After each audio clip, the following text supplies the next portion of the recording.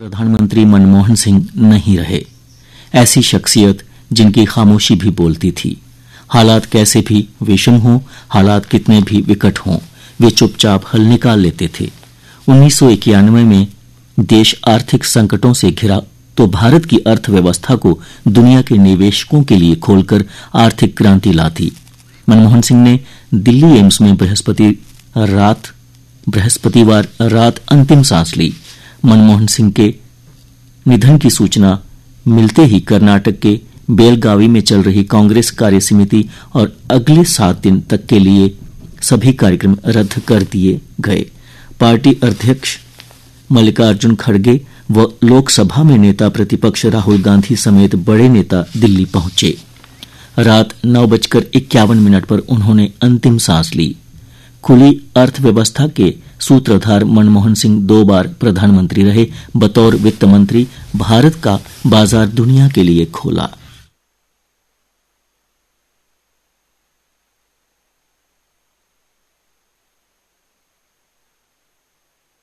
मनमोहन के मायने क्रांतिकारी बदलाव वाले कानूनों को श्रेय, फिर चाहे वो शिक्षा या सूचना का अधिकार हो, आधार, मनरेगा या ग्रामीण स्वास्थ्य मिशन हो, सभी मनमोहन सिंह की देन है।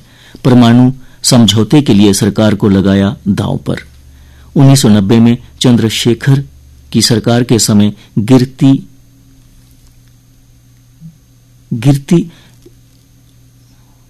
रखा गया देश का सोना, गिरवी रखा गया देश का सोना 1991 से 96 में बतौर वित्त मंत्री रहते वापस लाए। हमसे दुनिया में भारत की साख बहाल हुई। 2005 में सेल्स टैक्स की जगह मूल्य वर्धित कर लागू किया।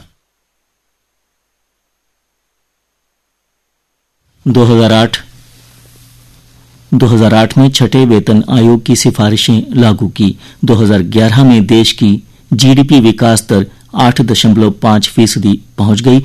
इसने पूरी दुनिया का ध्यान भारत की ओर खींचा और बड़े निवेशकों का भरोसा भारत पर बढ़ाया। केंद्र सरकार ने 7 दिन का राजकीय शोक घोषित किया है। राष्ट्रपति द्रौपदी मुर्मू ने कहा, डॉक्टर सिंह उन दुर्लभ राजनेताओं में थे जिन्होंने शिक्षा और प्रशासन की दुनिया में भी समान सहजता से काम किया। प्रधानमंत्री नरेंद्र मोदी बोले, देश आज डॉक्टर मनमोहन सिंह के निधन का शोक मना रहा है। प्रधानमंत्री के रूप में उन्होंने लोगों के जीवन को बेहतर बनाने के लिए व्यापक प्रयास किए। सांबा के ऋषिक व अनंतनाग के अयान को बाल पुरस्कार। कितनी भी विकट स्थितियां हों, देश और देश हित से बड़ा कुछ नहीं होता, बोले प्रधानमंत्री। कहा, उभरती प्रौद्योगिकियों को युवाओं को एआई जैसी तकनीकों से करना होगा लैस। श्री माता वैष्णो देवी के प्रस्तावित रोपवे प्रोजेक्ट के विरोध में कटड़ा वीरवार को दूसरे दिन भी बंद रहा। एक दिन पहले पुलिस की ओर से गिरफ्तार लोगों की रिहाई की मांग कर रहे लोगों की भूख हड़ताल जारी है। उन्होंने कहा, परियोजना रद्द होने तक जारी रखेंगे बंद।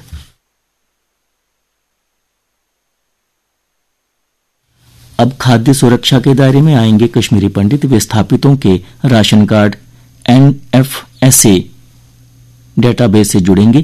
केंद्र और राज्य सरकार की सभी योजनाओं का मिल सकेगा लाभ। ये मिलेगा फायदा। सभी राष्ट्रीय योजनाओं के दायरे में आएंगे कश्मीरी पंडित। वर्तमान में मिल रहे राशन में किसी तरह की कटौती नहीं होगी।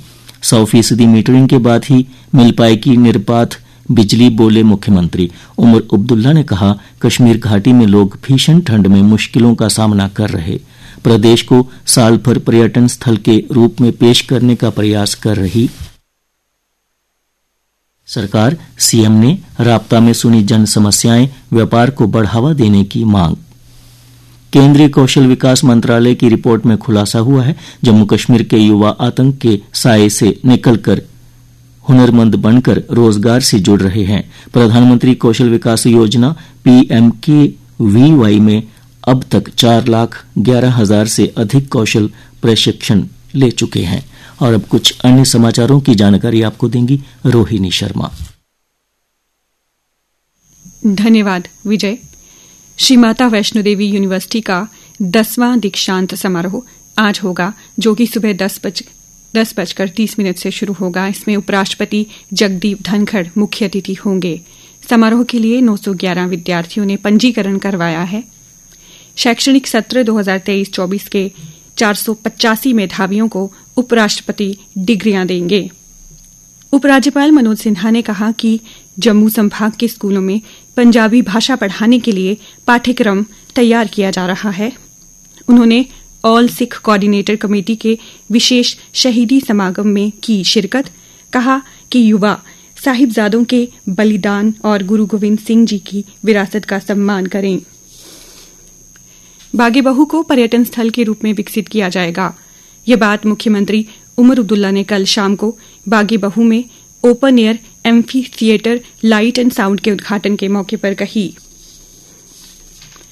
तवी के तीसरे पुल पर लगे झरने का कल 2 घंटे तक ट्रायल हुआ। इस दौरान पुल सतरंगी नजर आया। इसे देखने के लिए भीड़ उमड़ी। पानी करीब 5 बजे छोड़ा गया। स्मार्ट सिटी परियोजना के तहत नए साल में पानी छोड़ने की तैयारी है। खेल समाचार। टेस्ट क्रिकेट में पदार्पण करने वाले 19 वर्षीय सैम कॉन्स्टास ने आतिशी प्रहार करते हुए सीरीज के चौथे टेस्ट के पहले दिन ऑस्ट्रेलिया को दमदार शुरुआत दिलाई, लेकिन दिग्गज तेज गेंदबाज जसप्रीत बुमराह ने एक बार फिर भारत की मैच में वापसी कराई। ऑस्ट्रेलिया ने टॉस जीतकर पहले बल्लेबाजी चुनी और पहले दिन बनाए 6 विकेट पर 311 रन। वहीं भारत और ऑस्ट्रेलिया के बीच दिखी गर्मागर्मी। कोहली और कॉन्स्टास के कंधे टकराए। विराट पर मैच फीस का 20% जुर्माना लगा। एक डीमेरिट अंक भी मिला।